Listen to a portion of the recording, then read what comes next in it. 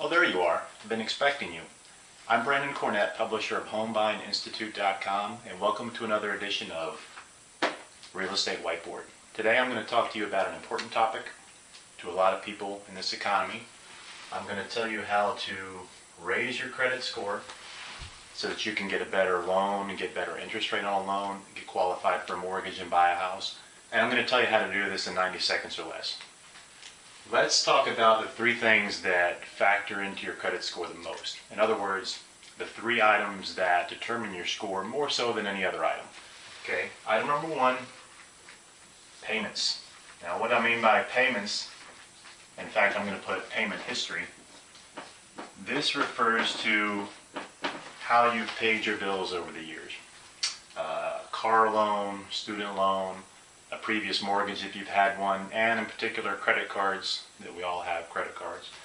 Your payment history is going to weigh a lot towards your credit score. So if you have a habit of missing payments on credit cards and loans and things like that, it's going to have a negative impact on your credit score.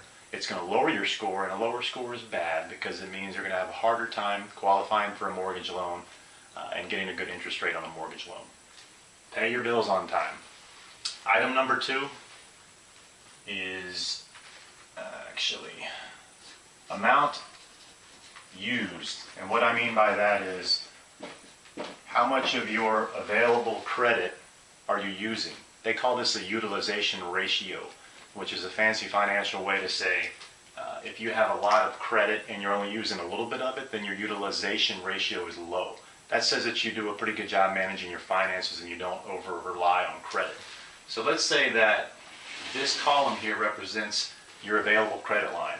If you're only using this area down here, then your utilization ratio is low, and that's going to have a favorable impact on your credit score.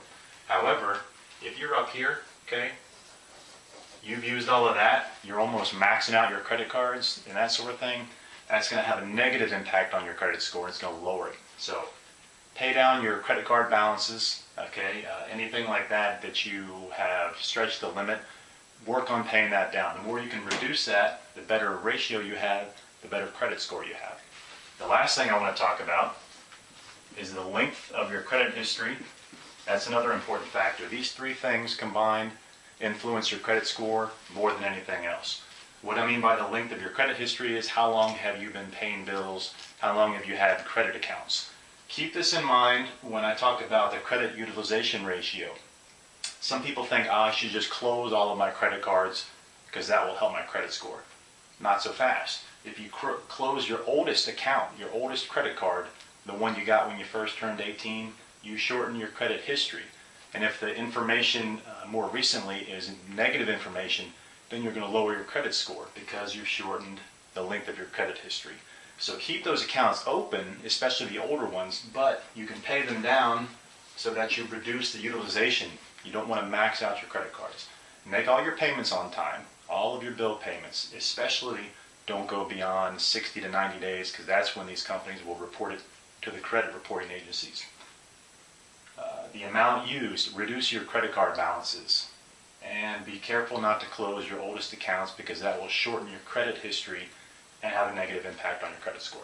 So there you go. I think I've gone over 90 seconds, but that's how to improve your credit score by focusing on the three most important factors that influence your credit score, and I hope this helps you in 2009. Good luck.